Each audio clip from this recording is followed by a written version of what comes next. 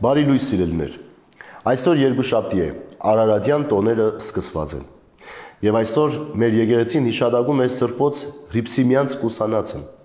և սա մի գեղեցիկ առիթ է բոլոր մեր հավատացյալների համար, որպեսզի այսօրվանից սկսած մասնակցեն համապատասխան տոնի օրվա խորհրդին պատկան վանքի սուրբ պատարագներին, ուխտավորաբար ներկայանան, այսօր բոլորիդ կոչ եմ անում և խնդրում, որ լինեք Սուրբ Հռիփսիմե վանքում, որովհետև մատուցվելու է պատարագ և պատարագը նվիրված է Հռիփսիմյանց կույսերի հիշատակին և այսպես շարունակ մինչև կիրակի օրը Սուրբ Էջմիածնի տոնին, այնպես որ Արարատյան տոների շաբաթը բաց մի թողեք սիրելիներ և եկեք աղոթակից լինենք բոլորս միասին, խնդրելով մեր Արարատյան տոների մեջ հիշատակվող սրբերի բարեխոսությունը մեր ժողովրդի, մեր ազգի և մեր երկրի համար։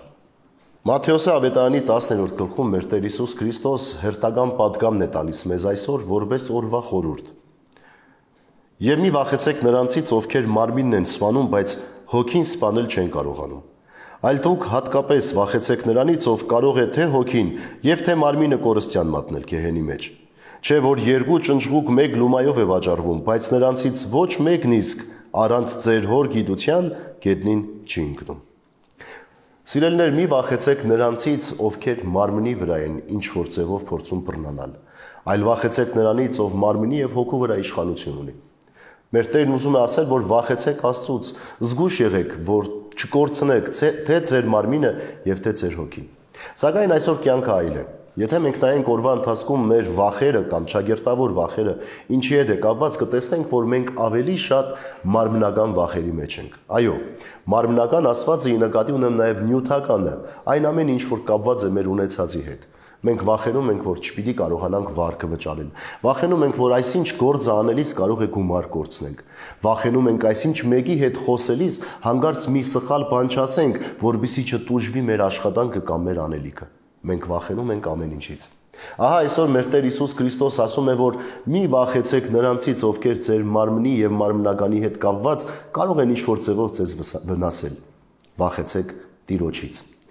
Ինչ է նշանակում Աստծուց վախենալ, նշանակում է միշտ արթուն լինել, հասկանալ, որ մեր յուրաքանչյուր քայլը և անելիքը Տիրոջ երեսի առջև է, Տիրոջ աչքի առջև է, այսինքն Տերն է մեզ տեսնում։ Հետևաբար, եթե մենք պիտի վախենանք,